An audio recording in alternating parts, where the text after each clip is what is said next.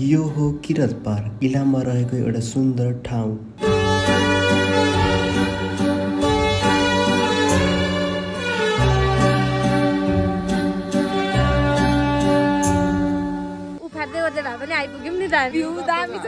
त्यहाँदेखि माथिको फेरि देखिँदो रहेछ। यहाँ माथिदेखि चाहिँ राम्रो देखिँदो रहेछ। नजर हेर्नु सक्नुहुन्छ बब्बाल छ। यहाँदेखि कस्तो राम्रो देखिँदो। Hello guys and welcome. र आज चाहिँ हामी कहाँ जाँदैछौँ भन्दाखेरि चाहिँ हामी आज किरात पार्क जाँदैछौँ। म चाहिँ अर्को ठाउँ गएर देखाउँछु। भ्यू त बब्बाले ओए यहाँ तल त हो सुसाइड पोइन्ट। सुसाइड पोइन्ट हामी चाहिँ आउँदै एक ठाउँमा विश्राम गरिरहेको छौँ। यहाँबाट जाने बाटो पनि रहेछ होइन। ठ्याक्क मुनिसम्म पुगिन्छ होला यहाँदेखि गयो भने। अनि हामी चाहिँ यहाँ छौँ ठ्याक्क।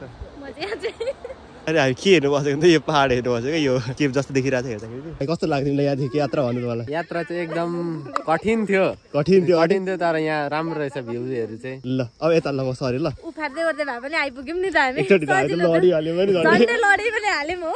र अन्त दिलो के हो एकदम खुसी लागिरहेछ। यस्तो दामी भ्यू दामी छ दामी। हामी चाहिँ हिँड्दै ओर्दै जसरी भए पनि हामी चाहिँ आइपुगिसक्यौँ होइन। ठिक आइपुग्न आँट्यो जस 5 मिनट होला धेरै भनेको। त्यति यसो नजर हेर्दै यहाँ नि ट्याक्क बब्बाल छ क्या। ल हाम्रो यात्रा सुरु भइसक्यो। हामी चाहिँ एन्ट्रेन्स गेटमा छौँ ठ्याक्क। ल किरात पार्कको यहाँ इन्ट्रेन्स गेटमा हामी भिडियो मिल्छ यसो फोटो खिच्नेहरूको होइन। यहाँ के हो यो चाहिँ के हो डम्बल यत्रो डम्बल जस्तो के हो यो? ल हामी इन्ट्रेन्समा छौँ। त्यो मार्बल हालेको रहेछ त राम्रो बनाएको रहेछ जे होस् होइन। ल हामी चाहिँ एक्सप्लोर गर्दै हिँड्दैछौँ। हेरौँ हिँड्दै छेउको नजर पनि देख्नु सक्नुहुन्छ। ठ्याक्क बब्बाल देखेर 1 जना 2 जना 3 जना 4 जना 5 जना 6 जना हामी 6 जना छौँ होइन। अनि म यहाँ छु ठ्याक्क। अब हिँड्दा पाइयो पछाडि हिँड्नु पनि पाइयो। बब्बाल देखिरहेछ क्या पहाड चाहिँ। यहाँदेखि आधी बाटो चाहिँ रहेछ आधी बाटो चाहिँ छैन रहेछ। आधी चाहिँ बनाउँदै छ कि सक्दै यस्तो के होला डाँडा रहेछ। त्यहाँदेखि माथिको फेरि देखिँदो रहेछ। यति हो बास। म चाहिँ जाडो हुन्छ भनेर लुगा एक पाती हाल्दै राख्थेँ भनेर लास्टमा के को नि गरेँ भएर चाहिँ यहाँ मर्नु थालिसकेको म पनि। कहिले पुगेर लुगा सुगा खोल्नु यताउति भन्नु भइसक्यो मलाई। अनि अरू चाहिँ उहाँ पर छन्। हामी चाहिँ त्यही हिँड्दै ओर्दै भए पनि हामी माथि पुग्यौँ र माथि पुगेर हामीले एकछिन विश्राम गऱ्यौँ। विश्राम गरे साथै हामीले खाजाहरू खायौँ र त्यहाँको नजारा हेर्दै हामी आनन्दले गफ गर्दै बस्यौँ। र हामीले गफ गरिसकेपछि हामी एकछिन लागि हामी नाच्नु गयौँ।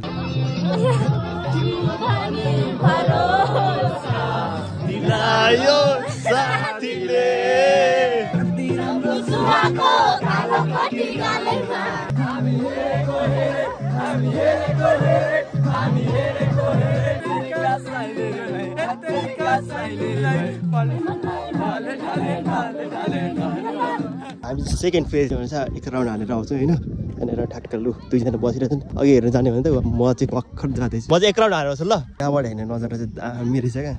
त्यस केटाहरूले यहाँ बसेर फोटो खिच्यो होला। यहाँको नजर चाहिँ यस्तो छ देख्न सक्नुहुन्छ होइन। मट्ट पारेर ओइ यहाँदेखि कस्तो राम्रो देखिँदो नजर हेरेर आइसकेँ होइन। जियोस् भाइ त दोस्ती पाएर कहाँ हामीले बिर्सिहाल्यो।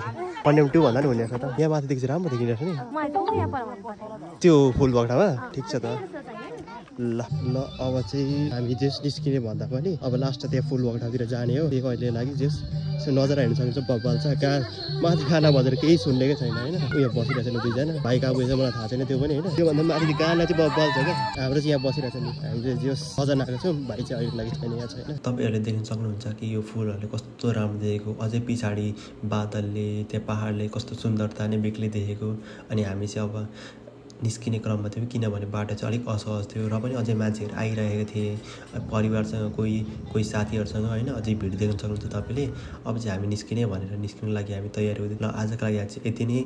अब हामी अर्को भिडियो लिएर आउनेछौँ। त्यसको लागि 3 दिनको लागि चाहिँ अलिक प्रतीक्षा गर्नु होला। See you soon.